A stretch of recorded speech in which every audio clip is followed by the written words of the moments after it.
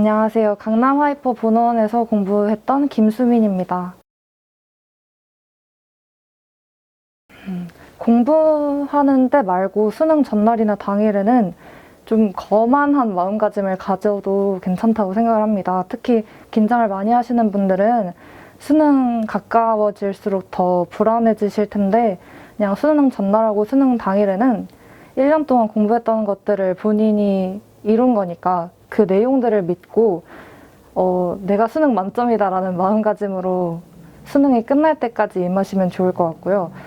수능 전날 같은 경우에 저는 오늘 공부에도 집중이 안 될 거라고 생각을 해서 그냥 학교 가서 수험표 받고 바로 다음날 6시 정도에 일어났는데 이게 평소 패턴이 그렇게 되어 있지 않으면 어려울 것 같으니까 수능 한 달 전부터 체력이 안 좋다고 생각되시는 분들은 자습을 좀 일찍 끝내시고 일찍 취침을 하시는 걸 추천드립니다.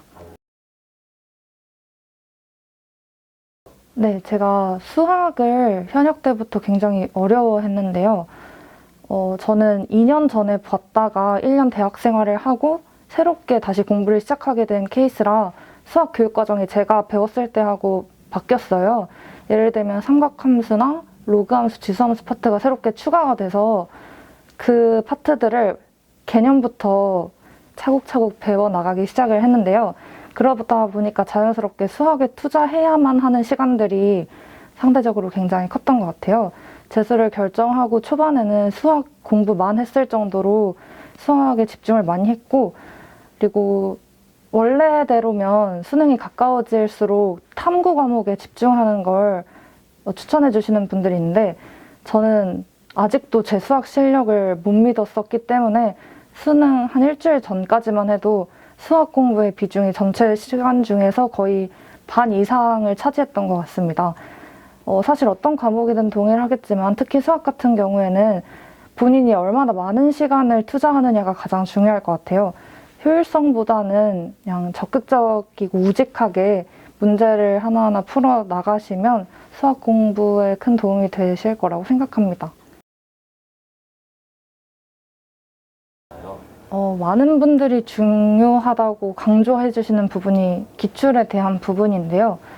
올해 같은 경우에는 수능 과목들도 새롭게 세분화가 되면서 대대적으로 개편이 됐어요. 그럼에도 불구하고 어쨌든 출제하는 기관은 평가원으로 동일하기 때문에 평가원이 문제를 출제하는 시각이 굉장히 중요하다고 생각합니다. 기출 분석이 어렵고 차라리 나는 문제를 그냥 풀겠다 하시는 분들이 있을 수 있는데 저는 사실 그게 나쁘지 않은 방향이라고 생각은 합니다. 왜냐하면 개인마다 분석을 했을 때 얻는 게 더 큰 사람이 있고 문제를 풀고 해설하는 과정에서 더 얻는 게 큰 사람이 있어요. 근데 그런 부분도 어쨌든 본인이 분석과 문제풀이를 둘 다 해봐야 어느 쪽에 자신이 더 적합한지를 알 수 있기 때문에 처음에는 기출을 중심으로 최대한 많은 것들을 해보셨으면 좋겠습니다.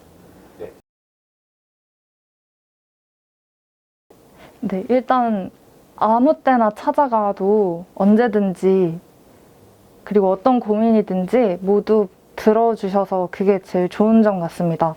공부를 하다 보면 꼭 공부뿐만이 아니더라도 다른 모든 일상의 부분들에서 고민이 생길 수 있어요. 근데 그러한 부분들을 물론 친구나 가족에게 말할 수도 있지만 전문가이면서도 가장 가까이 계시는 정도현 선생님께 찾아가시면 최대한 수험생에게 맞는 조언을 들을 수 있을 거라고 생각합니다. 네. 재수가 실패라고 생각하지 않으셨으면 좋겠습니다. 왜냐하면 여러분에게는 여러 번의 모의고사 경험이 있고 수능도 한 번 받고 그러한 면에서 오히려 나는 경험자로서 더 좋은 성적을 얻을 수 있다. 나는 예비 성공한 사람이다. 이런 마인드로 시작하셨으면 좋겠습니다. 1년이 단조롭고 심심할 수 있겠지만 1년은 인생에서 그렇게 큰 부분은 아니거든요.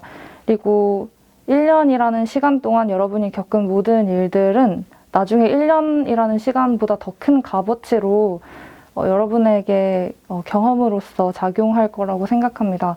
무언가를 위해서 최대한 열심히 노력하는 경험만으로도 나중에 모든 것을 할 수 있을 거라고 생각합니다.